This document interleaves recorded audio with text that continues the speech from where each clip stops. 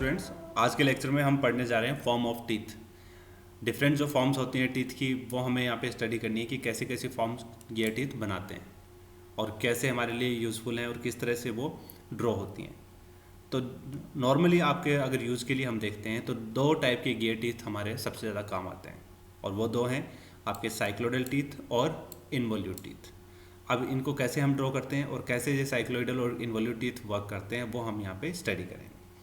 तो cycloidal teeth क्या होता है कि साइक्लोइड एक कर्व होता है जो कि ट्रेस होता है किसी भी सरकमफ्रेंस के, जो भी कोई सर्कल है उसकी सरकमफ्रेंस से किसी अगर सरफेस के ऊपर हम उसको रोल करवाते हैं। जैसे हमारे पास कोई भी हॉरिजॉन्टल सरफेस है, उसके ऊपर हमने कोई सर्कल रखा और उसके किसी एक पॉइंट को हमने यहाँ पे कंसीडर कर लिया। तो जैसे ही ये सर्कल यहाँ से रोल होना स्टार्ट होगा इस सरफेस के ऊपर विदाउट स्लिपिंग, तो ये पॉइंट जो पाथ ट्रेस करेगा उस पाथ को हम बोलते हैं साइक्लोइड। अब अगर यही सर्कल यहाँ पे हॉरिजॉन्टल जो प्लेन है, स्ट्रेट लाइन ना होके एक सर्कल के पाथ को फॉलो करता है, तो दैट मीन्स यहाँ पे ये पाथ आपका सर्कुलर होता है और उसके ऊपर कोई सर्कल है और वो सर्कल यहाँ पे ट्रेवल करता है, रोटेट होता है इसके ऊपर, और उसके बाद जो पॉइंट आपका यहाँ पे ट्रेस होता है वो पॉइंट क्या कहलाता है, एपिसाइक्लोइड। और अगर यही सर्कल इसी दूसरे सर्कल के सर्कुलर पाथ के अंदर की तरफ रोटेट होता है, तो अंदर की तरफ रोल हो रहा है, तो उसके बाद जो ये पाथ ट्रेस करेगा वो पाथ हो जाएगा आपका हाइपोसाइक्लोइड। तो हमें इसी तरह से अलग अलग साइक्लोइड पाथ हैं, उनको हमें स्टडी करना होता है। अब ये हाइपोसाइक्लोइड, एपिसाइक्लोइड और साइक्लोइड, इनका तीनों का गियर के टर्म्स में क्या यूज है और कैसे हम इनको ड्रॉ करते हैं। तो यहाँ पे एक सिंपल जो डायग्राम दिखाई दे रहा है, इस डायग्राम में आप देख सकते हैं एक स्ट्रेट लाइन आपको दिखाई दे रही है जो कि हमारी पिच लाइन है, और ये पिच लाइन हमारी स्ट्रेट किसके केस में होती है, सिर्फ और सिर्फ रैक के केस में, जहाँ पे आपका गियर टूथ होता है वो बिल्कुल स्ट्रेट होता है। तो यहाँ पे स्ट्रेट आपको पिच लाइन मिल रही है।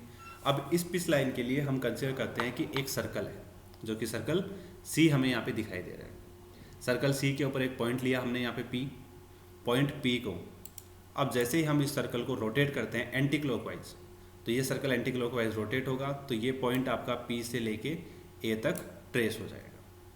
अब पॉइंट पी से ए तक ट्रेस हुआ है, उसके बाद हमने यहाँ पे नीचे एक और सर्कल ड्रॉ किया।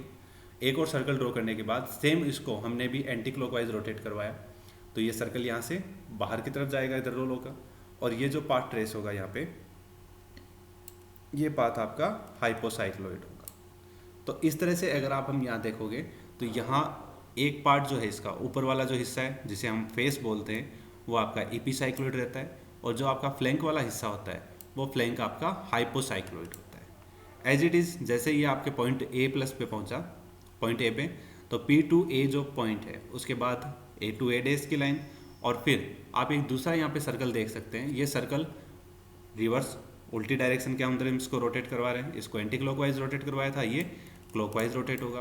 तो क्लॉकवाइज रोटेट होगा तो यहाँ पे जो हमने पॉइंट लिया था पी डैश, ये पी डैश पॉइंट ट्रेस करते हुए यहाँ तक ए डैश पॉइंट तक आ जाएगा। एज इट इज़ इसके नीचे अगर हम एक सर्कल इमेजिन करते हैं तो वो सर्कल अगर रोटेट होता है तो ये पॉइंट जो आपका बनेगा वो पॉइंट बनेगा आपका B dash, P dash to B dash. तो यहाँ पे हम इस पॉइंट को ड्रॉ कर सकते हैं। तो इस तरह से हमें ये प्रोफाइल बन गया टीथ के लिए, और जो इसका फेस है वो हम यहाँ से दोनों पॉइंट्स को मिला देंगे तो ये फेस ड्रॉ हो जाएगा ए टू ए डैश।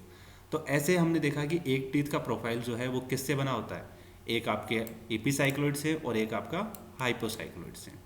ऐसे ही हम इसको इमेजिन कर सकते हैं अगर हम कंस्ट्रक्शन देख रहे हैं एक सर्कल के लिए, जो सर्कुलर गियर होता है, तो सर्कुलर गियर के लिए यहाँ पे आप देख पा रहे हो ये आपका पिच सर्कल है, ये हमारा डिडेंडम सर्कल और ये हमारा अडेंडम सर्कल। तो दैट मीन्स ऊपर की जो हाइट है वो अडेंडम सर्कल से ऊपर नहीं हो सकती, और नीचे की जो लेंथ है वो हमारी डिडेंडम सर्कल से नीचे नहीं जाएगी। तो हमारा जो प्रोफाइल ड्रॉ होगा वो इन्हीं दोनों सर्कल्स के बीच में ड्रॉ होगा, और सेंटर पॉइंट जो रहेगा जहाँ से ये कर्व चेंज होता है वो पॉइंट रहेगा हमारा पिच सर्कल की लाइन। तो अब यहाँ से हम इमेजिन करेंगे सेम सर्कल, ये सर्कल आपका क्लॉकवाइज रोटेट हो रहा है तो ये point P to A dash draw होगा।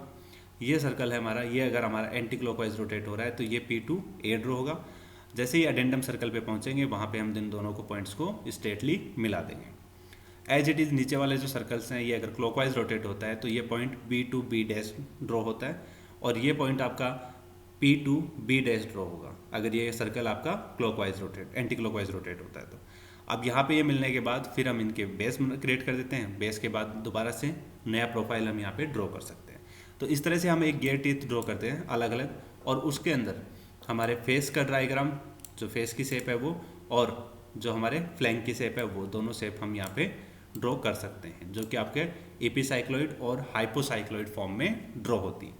तो ये नॉर्मली गियर प्रोफाइल है, जो कि साइक्लॉइड प्रोफाइल का गियर जो बनता है, तो उसके कैसे प्रोफाइल बनता है और कौन कौन सी प्रोफाइल उसके अंदर होती हैं। तो गियर कटिंग है, डिजाइनिंग है, उसके अंदर ये प्रोफाइल्स यूज़ होते हैं, तो इसीलिए हम इनको स्टडी करते हैं। अब सेकंड जो फॉर्म आती है हमारे पास वो है इन्वोल्यूट टीथ। तो इन्वोल्यूट है वो कैसे ड्रॉ होता है? इन्वोल्यूट को ड्रॉ करने के लिए एक सिंपल मेथड होता है कि हम एक सर्कल लेते हैं, उस सर्कल को नंबर ऑफ इक्वल पार्ट्स में डिवाइड कर देते हैं।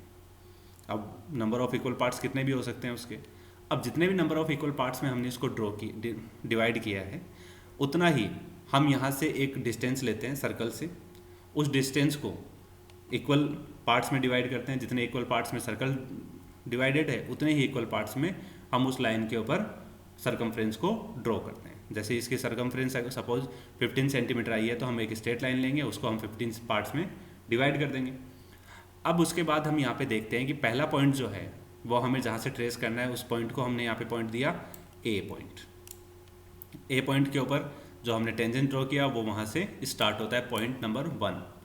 अब उसके बाद हम पॉइंट नंबर 2 अगर पॉइंट नंबर 1 डिनोट करते हैं, तो जो आपका P1 है वो आपका पॉइंट 1 हो गया। वहाँ से हमें एक टेंजेंट ड्रॉ करना है, और जो हमारी सर्कल डिस्टेंस थी 0 से लेके पॉइंट 1 तक, जो लाइन हमने ड्रॉ की थी उस लाइन के ऊपर जो डिस्टेंस आएगी 0 to 1, वो डिस्टेंस लेके उसका आर्क हमें इस टेंजेंट के ऊपर कट करना है। तो वो आर्क अगर हम यहाँ पे कट करते हैं तो ये पॉइंट नंबर 1 हमें यहाँ पे मिल जाता है। इस पॉइंट को हमने नाम दिया A1। ऐसे ही हम पॉइंट P2 के ऊपर टेंजेंट ड्रॉ करेंगे, और जितने हमें डिस्टेंस मिलेगी 0 to 2 में, उसको हम यहाँ पे लेके इसके ऊपर आर्क कट करेंगे, तो पॉइंट हमें A2 मिल जाएगा। ऐसे हम 3 के लिए करेंगे तो पॉइंट हमें A3 मिल जाएगा। इन सारे पॉइंट्स को अगर हम यहाँ से मिला देते हैं, जो आपका पॉइंट स्टार्टिंग पॉइंट है उस पॉइंट से लेके और यहाँ पे कंप्लीट आप एक आर्क के फॉर्म में इसे ड्रॉ कर सकते हैं। तो ये जो आपका प्रोफाइल ड्रॉ होता है, ये प्रोफाइल कहलाता है आपका इन्वॉल्यूट प्रोफाइल। और इन्वॉल्यूट प्रोफाइल होता है, इसकी एक प्रॉपर्टी कह सकते हैं, कैरेक्टरिस्टिक्स कह सकते हैं, कि यहाँ से इसके लिए हम अगर कोई भी नॉर्मल ड्रॉ करते हैं, तो नॉर्मल क्या होता है, इसके किसी भी पॉइंट से हम अगर एक नॉर्मल ड्रॉ करेंगे तो वो नॉर्मल आपके सर्कल का एक टेंजेंट ड्रॉ करेगा। तो जैसे आप ये देख पा रहे हैं कि पॉइंट A3 के ऊपर जो नॉर्मल ड्रॉ है, तो वो नॉर्मल इस बेस सर्कल का टेंजेंट है। इसके लिए नॉर्मल है इन्वॉल्यूट के लिए, बट बेस सर्कल के लिए वो क्या होगा, टेंजेंट होगा। अब यहाँ तक हमने इसको देखा कि इन्वॉल्यूट प्रोफाइल आपका ऐसा होता है। अब इसके बाद कुछ आपके जनरल फार्मूलाज हैं जो इसके अंदर यूज होते हैं। तो उसके लिए हमें ये होना चाहिए कि आपका जो फोर्स है, जो कि दोनों टूथ के ऊपर अप्लाई होता है, जब वो इंगेज होते हैं तो वो मैक्सिमम टूथ प्रेशर होता है। तो अब अगर हम इसमें टेंजेंशियल फोर्स अगर कैलकुलेट करते हैं, दैट इज Ft, तो वो होगा आपका प्रेशर एंगल cos फाई की फॉर्म में। Ft will be equals to F into cos phi.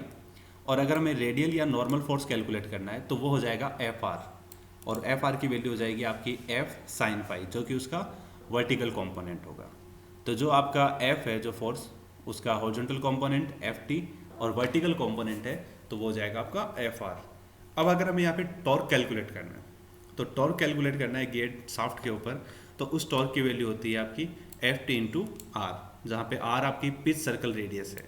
जो भी गियर हम यहाँ पे स्टडी कर रहे हैं उस गियर के लिए पिच सर्कल रेडियस को अगर हम यहाँ पे कंसिडर करेंगे तो वो आपकी R हो जाएगी। तो इस तरह से हम यहाँ पे गियर टूथ प्रोफाइल है उसको कैलकुलेट कर सकते हैं, और इन फॉर्मूलाज को यूज़ करके न्यूमेरिकल्स प्रॉब्लम्स को सॉल्व कर सकते हैं।